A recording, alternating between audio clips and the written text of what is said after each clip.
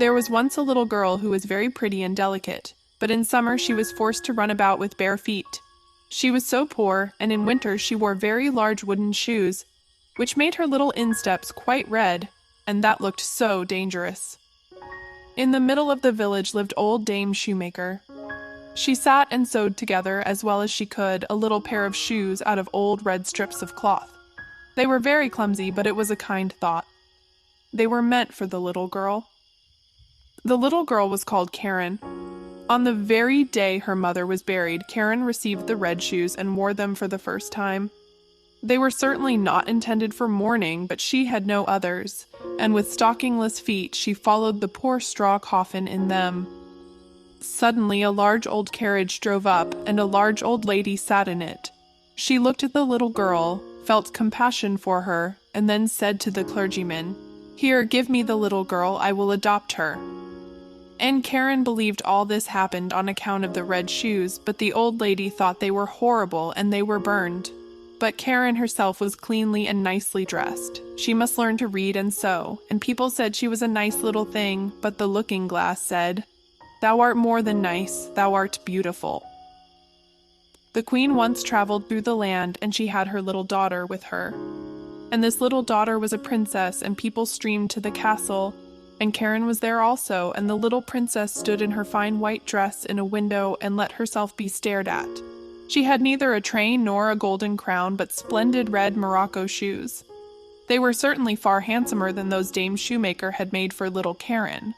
Nothing in the world can be compared with red shoes. Now Karen was old enough to be confirmed. She had new clothes and was to have new shoes also. The rich shoemaker in the city took the measure of her little foot. This took place at his house, in his room, where stood large glass cases filled with elegant shoes and brilliant boots. All this looked charming, but the old lady could not see well and so took no pleasure in it. In the midst of the shoes stood a pair of red ones, just like those the princess had worn. How beautiful they were! The shoemaker said they had also been made for the child of a count but had not fitted. "That must be patent leather," said the old lady, "so they shine so." "Yes, they shine," said Karen. And they fitted and were bought, but the old lady knew nothing about their being red. Otherwise she would never have allowed Karen to have gone in red shoes to be confirmed. Yet such was the case.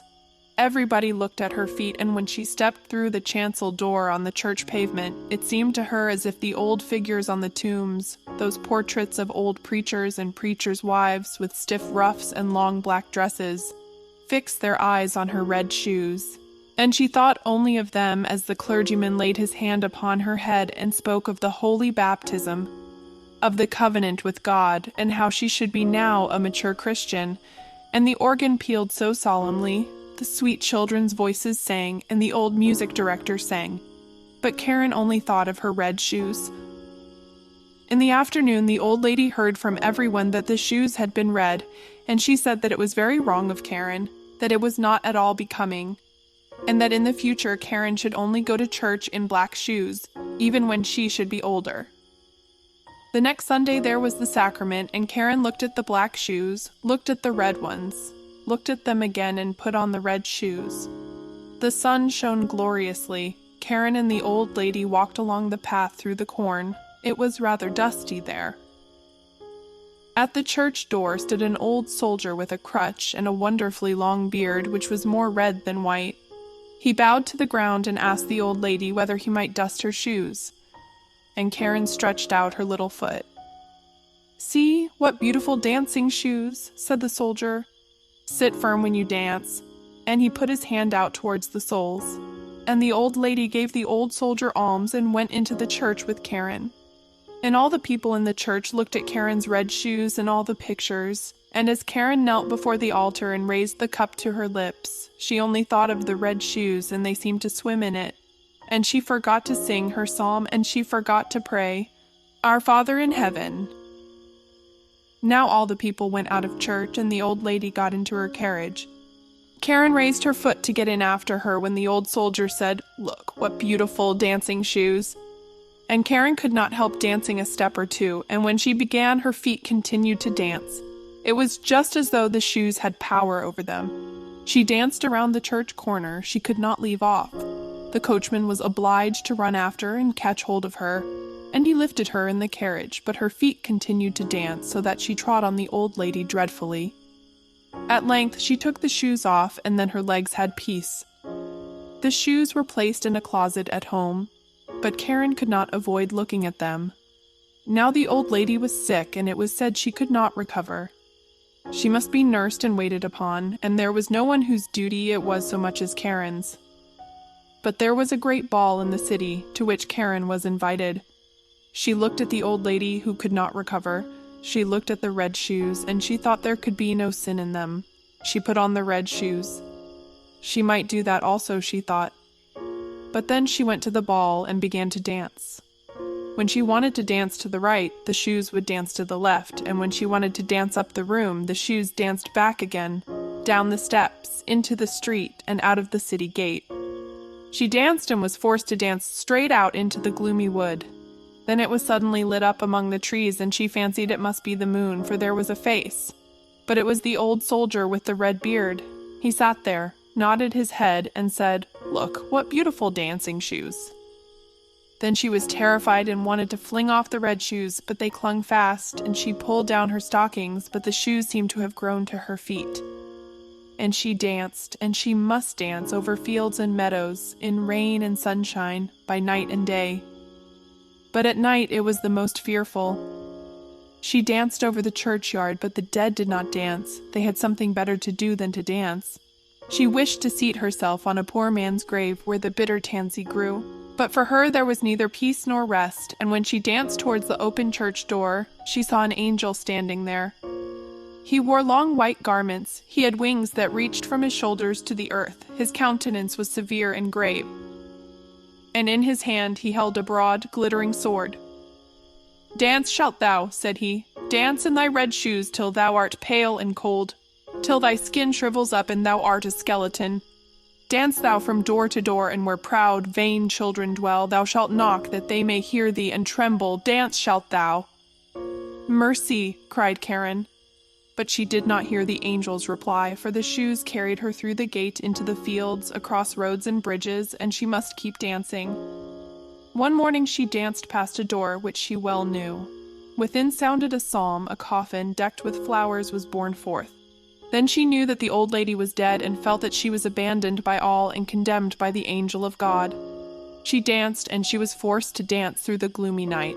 The shoes carried her over stacks and stones. She was torn till she bled. She danced over the heath till she came to a little house. Here, she knew, dwelt the executioner, and she tapped with her fingers at the window and said, come out, I cannot come in, for I am forced to dance."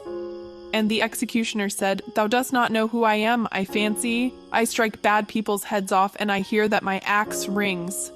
"Don't strike my head off," said Karen. "Then I can't repent of my sins, but strike off my feet in the red shoes." And then she confessed her entire sin, and the executioner struck off her feet with the red shoes, but the shoes danced away with the little feet across the field into the deep wood. And he carved out little wooden feet for her and crutches, taught her the psalm criminals always sing, and she kissed the hand that had wielded the axe and went over the hill. "Oh, now I have suffered enough for the red shoes," she said. "Now I will go into the church so that people may see me." And she hastened towards the church door, but when she was near it, the red shoes danced before her, and she was terrified and turned around. The whole week she was unhappy and wept many bitter tears, but when Sunday returned, she said, "Well, now I have suffered and struggled enough. I really believe I am as good as many who sit in the church and hold their heads so high." And away she went boldly, but she had not got farther than the churchyard gate before she saw the red shoes dancing before her, and she was frightened, turned back, and repented of her sin from her heart. And she went to the parsonage and begged that they would take her into service.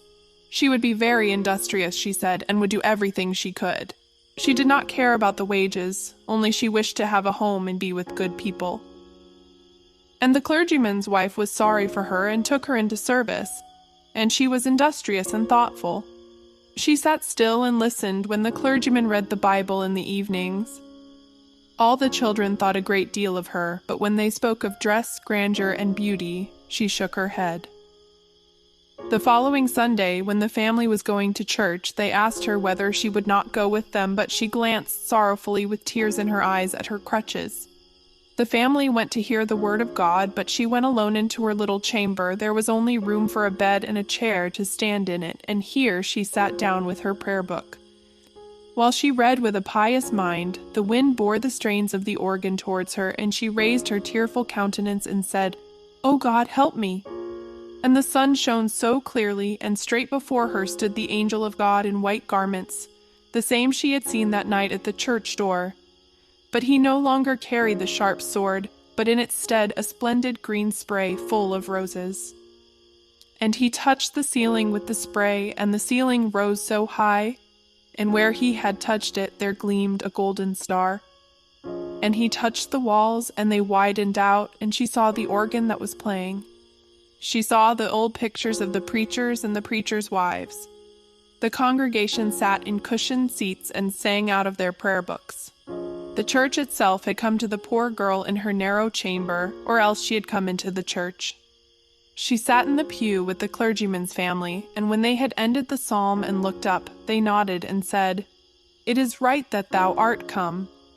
"It was through mercy," she said, and the organ pealed, and the children's voices in the choir sounded so sweet and soft.